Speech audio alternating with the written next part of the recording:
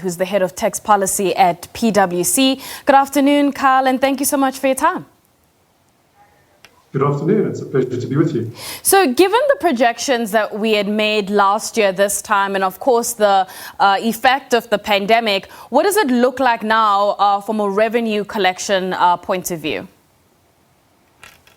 Yeah, so if we go back to October last year when the mini budget was tabled by Minister of Finance, at that point in time, the expectation was that revenues would fall short of the February estimate, that is the February estimate from last year, by some 313 billion rand. Since then, revenue collections have improved very substantially, and by our measures, the performance could be at least 100 billion rand better than what was anticipated. So we could be looking at shortfalls of as little, that sounds palatable, as little as 200 billion rand compared to the February estimate last year versus the 313 billion rand that was forecast in October. Right. Based on that, what kind of patterns are you seeing across the tax types, given that you say that the last 3 months we did see a significant improvement? Yeah, so the better than expected performance in terms of revenue collections has been across all tax types. Leading the way, though, is corporate tax, which we know has been driven largely by the mining industry and the favourable terms of trade when it comes to commodity prices. But the likes of personal income tax and VAT, being the other two major taxes, have also surprised on the upside. But even some of the less significant taxes, such as fuel levies and customs and excise duties, have also surprised to the upside. So it's been really across the board that we've seen this better than expected performance. Right. From a tax point of view, are there any levers left to pull? Because, some are saying, and given the numbers that we know, we're already taxed enough from a corporate perspective as well as from a personal income tax perspective. Are there any more levers that we can pull here? Certainly no significant levers to pull, no. It's hard to see where the Minister of Finance was going to raise the 40 billion rand that he announced last year in terms of additional tax revenues over the next 4 years, 5 billion rand of that this year.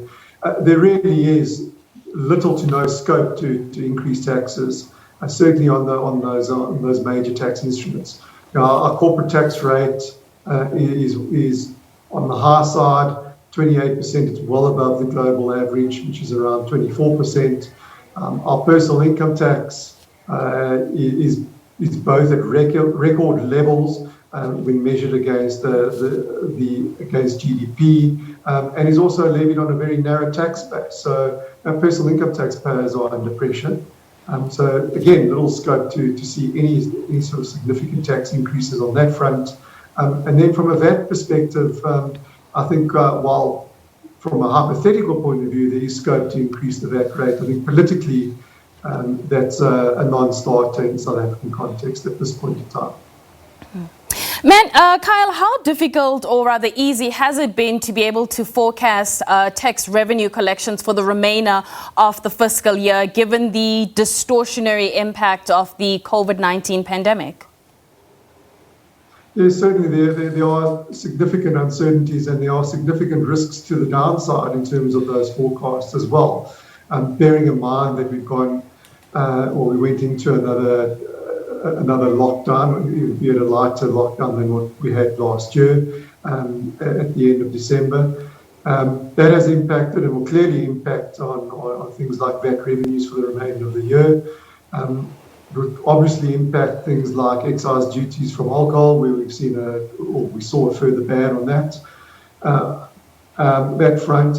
And at the same time, we're also going to be seeing some of these social support payments coming to an end or being significantly reduced, bearing in mind that they have been extended for a further 3 months as well. But all of that, and along with the timing of tax collections, considering that there were deferrals of some taxes and so some taxes that were not collected at some points during the course of last year as well, do make projections quite difficult in the current environment. But that said, when we're dealing with shortfalls of between 300 billion rand and 200 billion rand and those sort of numbers, we can get pretty close in relative terms to being able to realistically pinpoint. We're within about a 5% margin of error. Kyle, we've got a few seconds left, but what is that one key thing that you're going to be looking out for in the speech today? Well, from a tax point of view, I think that by far the most important thing is to see further resources being made available to SARS to improve its performance. I think that's where the real opportunity lies to improve revenue collections, is to provide SARS with those resources in terms of skills and investment in technology that it needs in order to close the tax gap between what should be collected and what is actually being collected. All right, thank you so much for your time. That is Kyle Mandy from PWC. More on what to expect from the budget speech right after the break, so stay with us.